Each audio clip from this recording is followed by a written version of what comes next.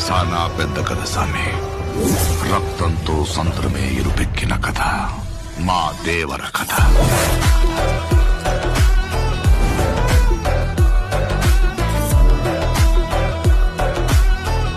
మనిషికి బతికేంత ధైర్యం చాలు, చంపేంత ధైర్యం కాదు.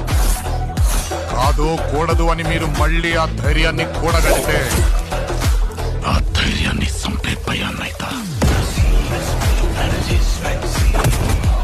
నువ్వున్నంత వరకు ఈ కొండ మీద నీ మట్టి దేవరా. దేవరను చంపాలంటే సరైన సమయమే కాదు, సరైన ఆయుధము దొరకాలి.